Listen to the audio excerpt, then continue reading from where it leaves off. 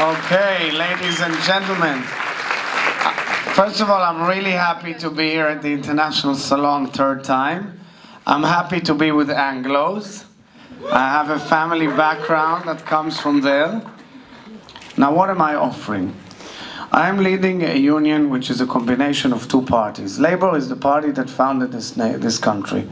It was led by David Ben-Gurion and by Sions such as Golda Meir, Yitzhak Rabin, Shimon Peres, ייבדל לחיים ארוכים, and others. Labour was once a great movement. It always knew also how to create a synthesis between private sector and public sector.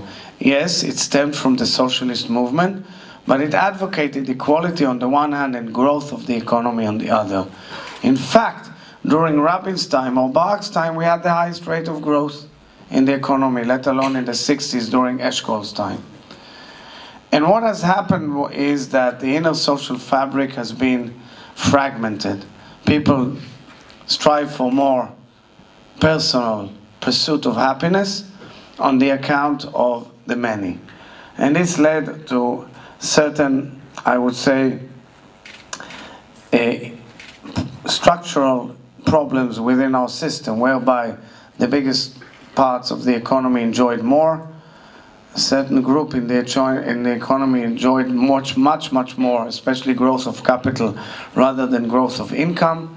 And this has led to a very strong feeling of frustration, bitterness, which led to the explosion of the social protest 2011, which many of you were witness to, where young people like yourselves have taken the role of saying we demand social justice. If you look at it correctly, 100 years after the Bolshevik Revolution, the only nation in the world which I think from its inner fountains of Judaism, which says, Paros la'ohev lachmecha, which says, you know, share with others, v'ahavta le'racha kamocha, demanded something which is called social justice. They didn't know exactly what it means. Each one demanded his or her justice. But at the end of it, it boiled down to certain issues. Housing, cost of living, fairer employment, and so forth and so on. This is exactly what I'm bringing to the table for the voters to decide upon. I presented a plan which was presented by my candidate for finance minister, Professor Manuel Trachtenberg, who was actually called by the Prime Minister himself as the only guy who could deal with the issue of cost of living and with the social protest, who came forward with, I would say, a written Bible of how to go, a roadmap, how to go about it. He's our candidate for finance minister, and we presented a long list of issues whereby we return money to the people, whereby we make a social correction. Not enormous, not in numbers that are exorbitant. We're talking 7 billion shekels over 2 years. In those 7 billion shekels, we say the following. First and foremost, affordable housing. There is no model of affordable housing in this country. And affordable housing means affordable housing to the middle class as well. Means it's not only ownership, where today you have to bring capital from home in order to equity, in order to buy an apartment, and many people can't afford it, or rent. And you know all too well how the rent market here is crazy. Well, we say we offer the third way. We will build apartments by the fact that we will give land for free to entrepreneurs who will build lots of apartments, tens of thousands over the next few years, and people will be able to rent them for 25 years in decent rent, good quality. Not more than 1/3 of your personal income will be divested to the rent, and at the end of the period you'll be able to buy the apartment. This is social justice.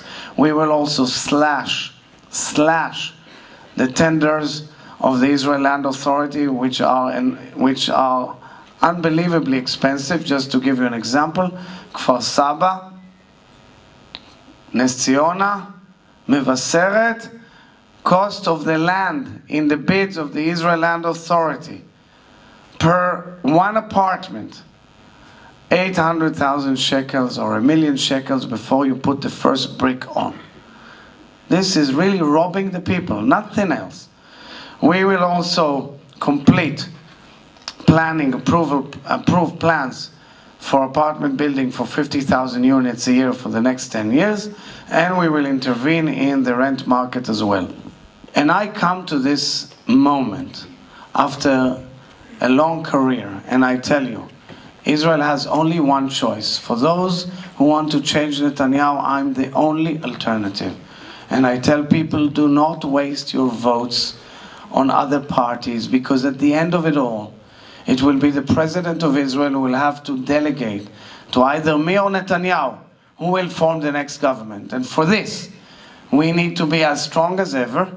I hope to cross the 30 mandate threshold, so I'll be able to form a stable, strong coalition that will be able to lead the country towards a better future. Absolutely towards a better future. And I'll say in conclusion that I've been crisscrossing the Israeli society for years.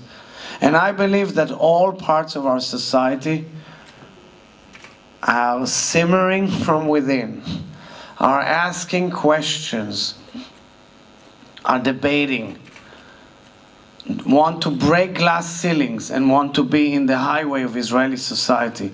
And my role as a leader is to unite everybody, bring them together to a common denominator and give them a sense of purpose and hope to drive the nation towards the right direction. Not to shun any group, not to be condescending towards any group, not to give grades and mark on the style of living of any other group, but to see how we go together. Because yes, Israel is a multicultural society, and under the enkindlement of Zionism, we have to understand that around us there are groups who want to live in various ways.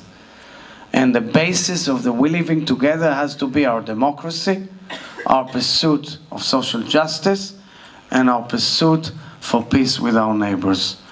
So I will conclude here by telling you, I hope, sincerely hope, that you will give me your trust and confidence. I don't intend to disappoint anybody. I can't promise that I will fulfill the dreams and hopes of everyone here according to what he or she believes. All I can say is that I can take Israel towards a better direction than where it is skidding to now. Thank you all very, very much.